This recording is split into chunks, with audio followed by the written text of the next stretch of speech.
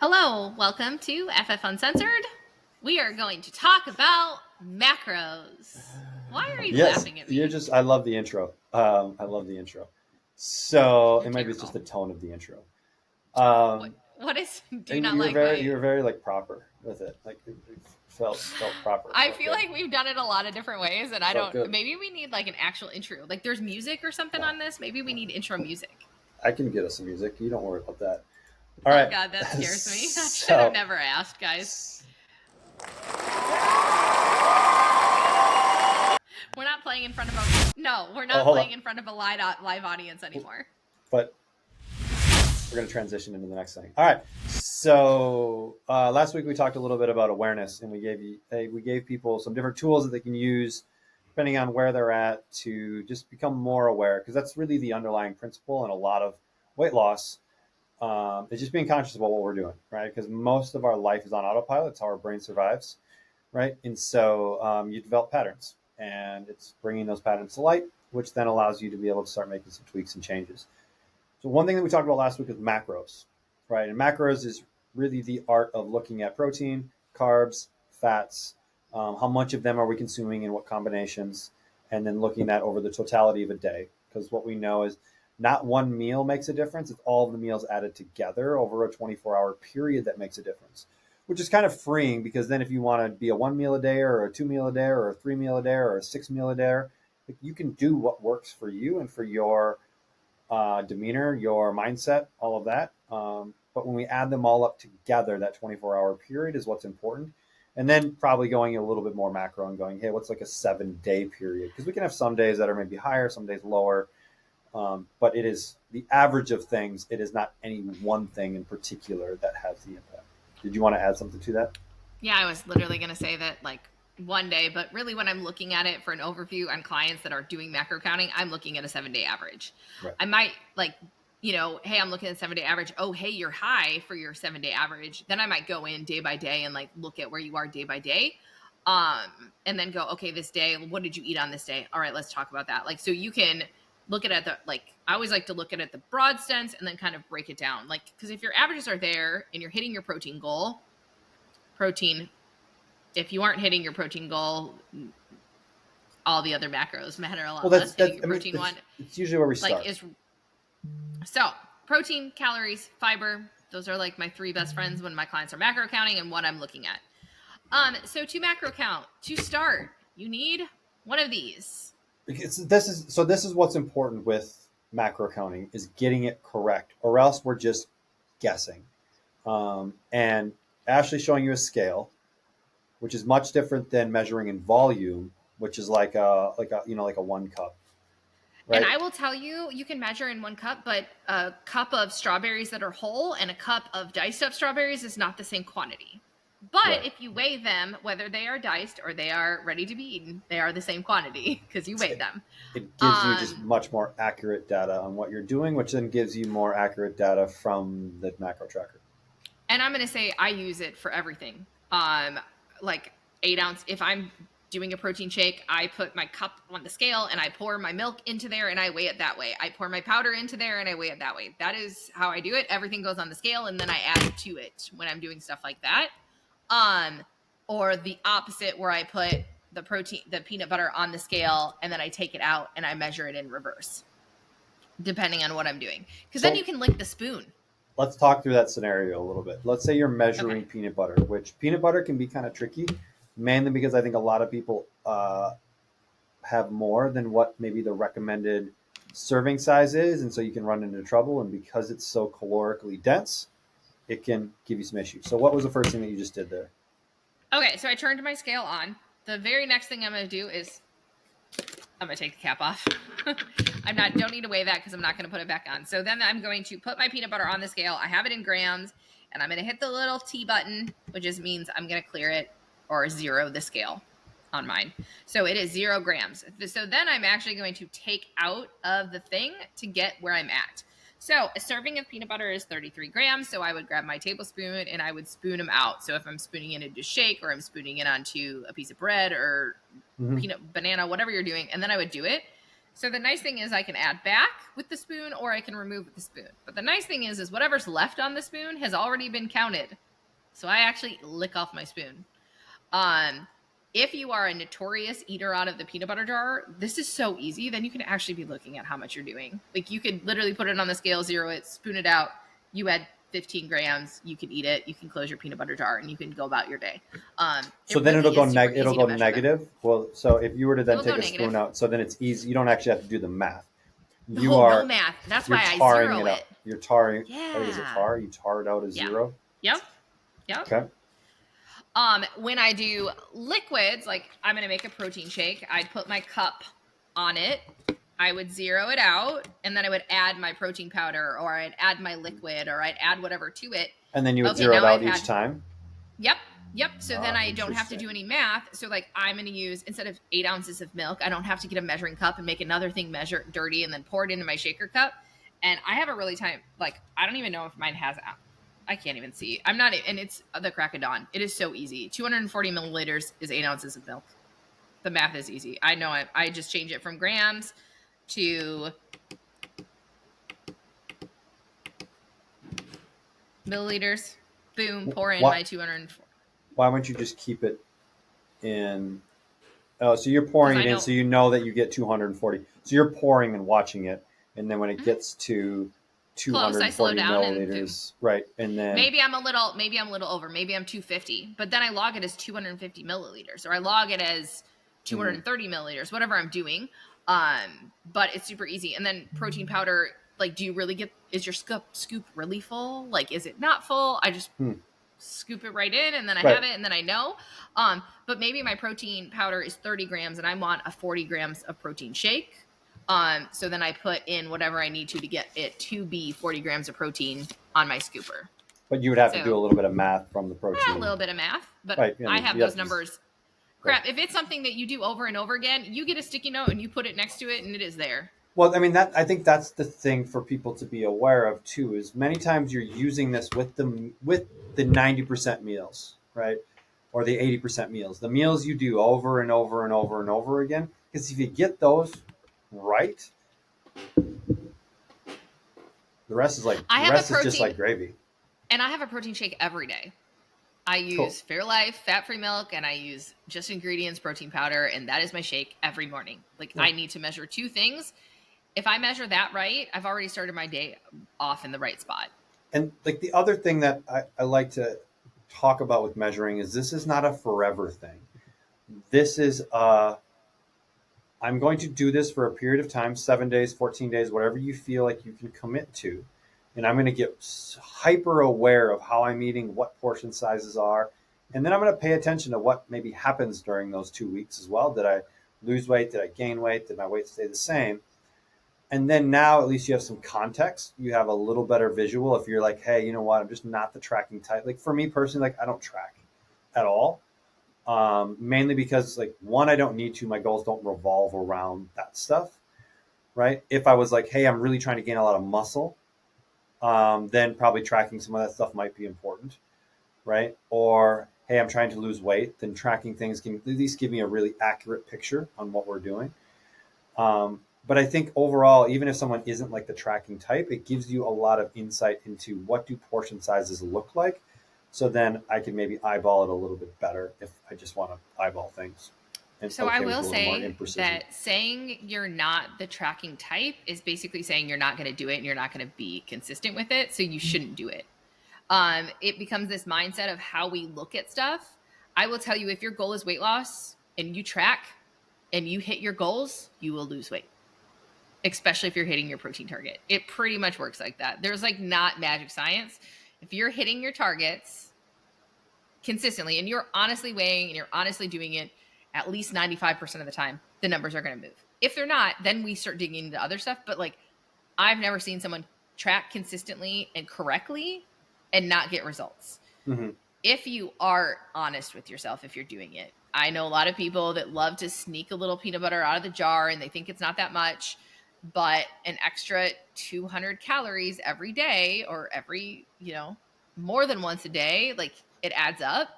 Well, it could be the difference between weight loss and maintenance. Exactly. So like what does that need to look like? Not that you can't have peanut butter. It's just a very nutrient dense, it's just very calorically dense food.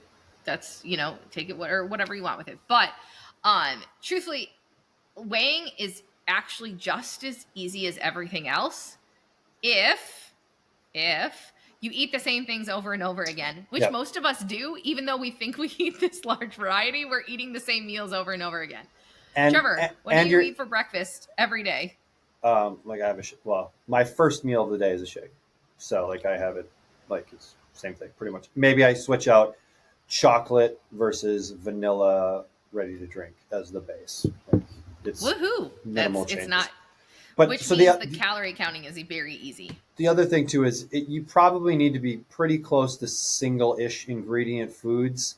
Like it's hard to track like a casserole, right? Unless we are measuring and tracking everything. You have to do it from the beginning. So you are measuring and tracking this whole thing. Unless you use macros first. And how would you say that's different? So Macros First has a really, so if you guys don't know, Macros First is the food tracker Trevor and I have talked about. If you're going to log your food, this is it. You can actually put your full entire recipe in there and it will calculate the servings and it will give you the weight that it should be. Mm-hmm. The other great thing is if you're putting all of this stuff in, you put it in and it's supposed to be 4 servings. You can weigh the entire thing when it's finished. So weigh the dish empty and then have that number somewhere, like boom, you know that this dish weighs this, and then you get it, you finish it, you put it on there. This is what it weighs. This should be 4 servings. This should be 6 servings. You do simple math. This should be, so when I pull it out and I weigh it, this is what it is. Are the macros going to be perfect? No, but it is a lot easier way to do it.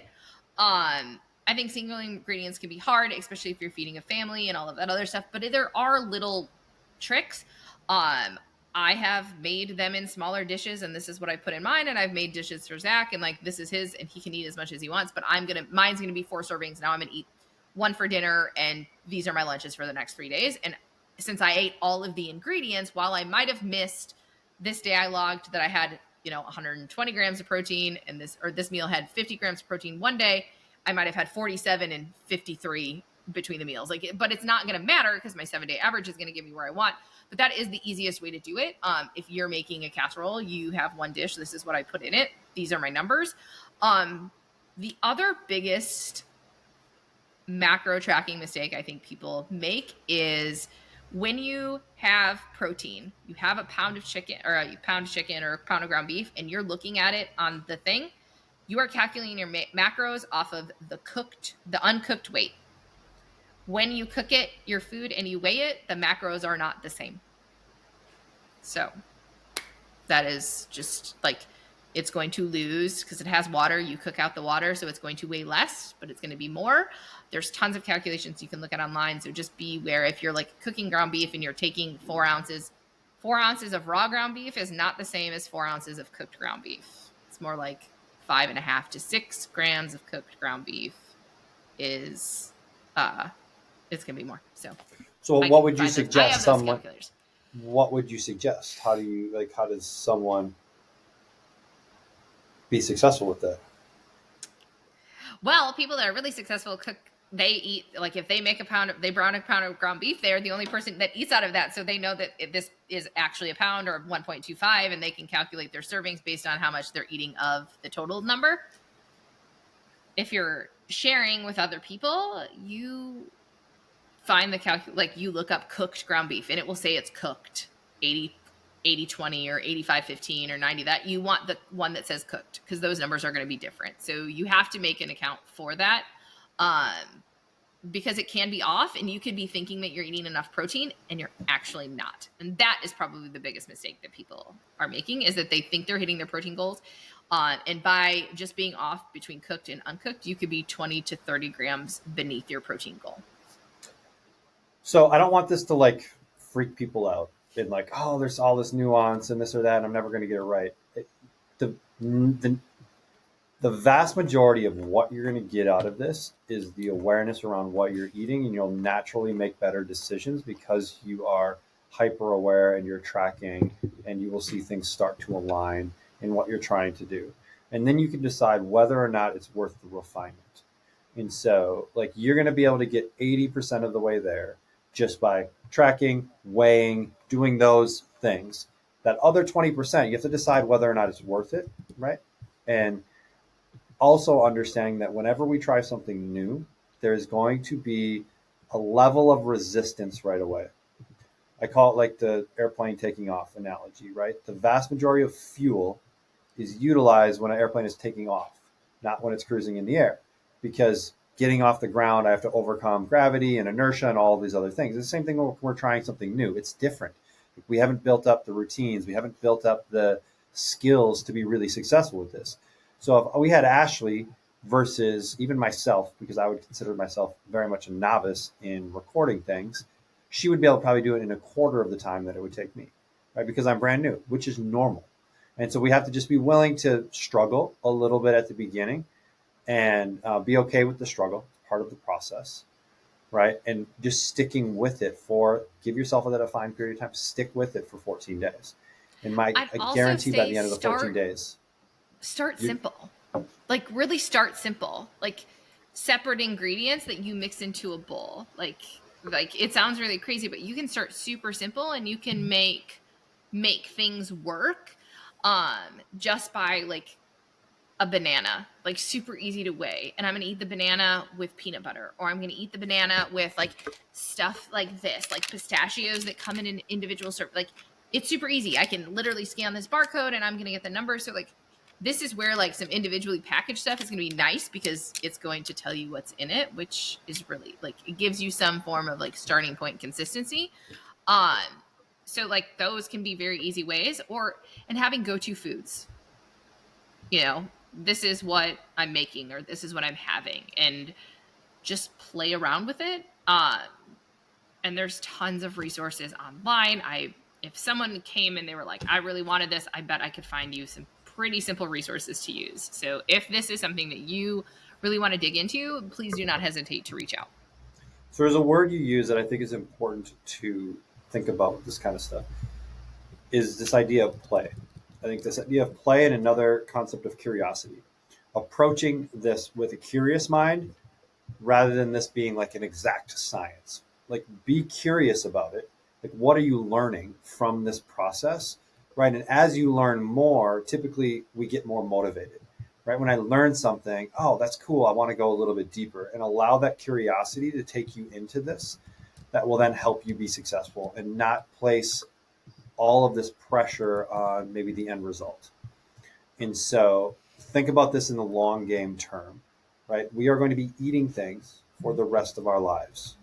So for the vast majority of people listening to this, that's 20, 30, 40, 50, 60 years, 70 years. Like that's a long period of time.